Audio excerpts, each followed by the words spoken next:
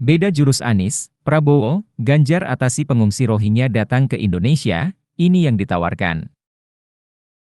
Tiga calon presiden Anies Baswedan, Prabowo Subianto, dan Ganjar Pranowo memberikan pandangannya terhadap pengungsi Rohingya yang hendak memasuki wilayah Indonesia.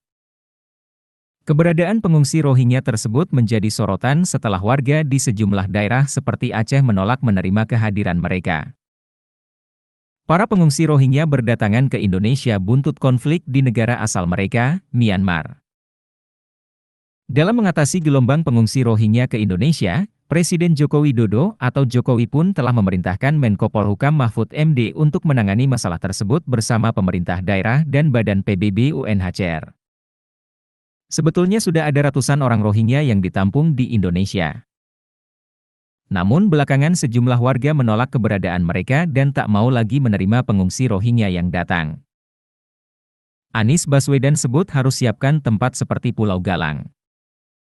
Capres nomor urut 1, Anies Baswedan sempat mengungkapkan pandangan dan gagasannya soal permasalahan pengungsi Rohingya. Ketika ditanya persoalan tersebut, Anies Baswedan sempat menyinggung Pulau Galang yang pernah dijadikan tempat mengungsi warga Vietnam pada saat terjadi Perang Saudara 1980 silam.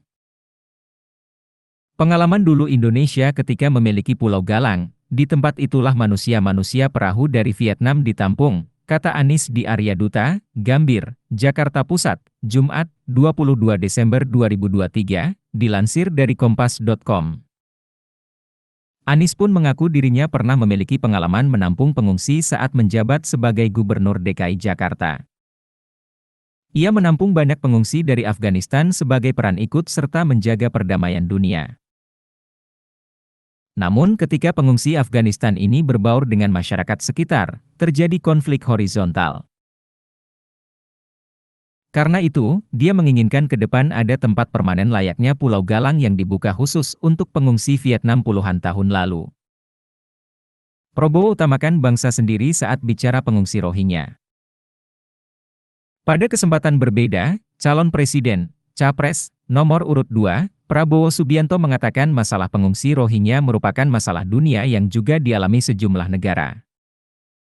Menurutnya, Indonesia harus mengambil sikap dan pendekatan yang integralistik menyikapi persoalan tersebut.